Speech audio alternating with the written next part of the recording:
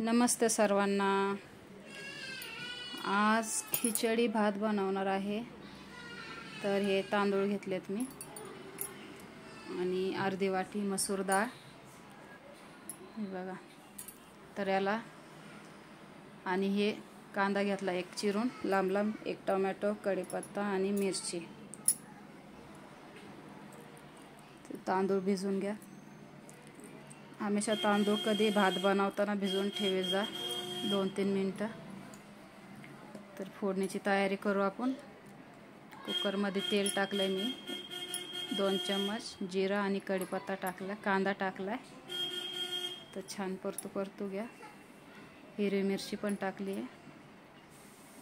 चांगला सोनेरी गोल्डन कांदा होऊ द्या।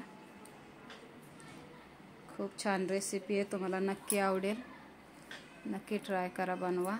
तर हा कांदा आपला झालेला आहे ब्राऊन, थोडासा, खूप जाळायचा नाही। हा टमाटर टाकलाय मी कापून। थोडीशी हळद टाका,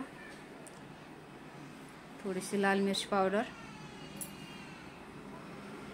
आणि मीठ तुम्हाला जितकं मीठ आवडतं त्या प्रमाणात तुम्ही मीठ टाका। थोडंसं पाणी टाकून, कोथिंबीर टाकून छान मिक्स करून घ्या, सगळं शिजून। छान शिजला पाहिजे मसाला। हा तांदूळ भिजवलेला धुवून घेतलाय मी। तर हा पण त्याच्यात मसाला चांगला परतून घ्या। मसाला पण सगळा मिक्स झाला पाहिजे, चांगला व्यवस्थित तांदळाला लागला का छान होतो भात। तर पाणी टाका तुम्ही। तर मी एक तांब्या पाणी टाकलंय, हे बघा। खूप छान रेसिपी आहे, झटपट होणारी आहे। कधी चपातीचा पोळीचा बनवायचा कंटाळा आला तर नक्की बनवा। चला, याच्यासोबत गुजराती कढी बनवणार आहे। तर 3 चम्मच मी बेसन घेतले आणि 1 वाटी दही। याला चांगलं फेटून घ्या, मिक्स करून, गाठी नाही राहिल्या पाहिजे।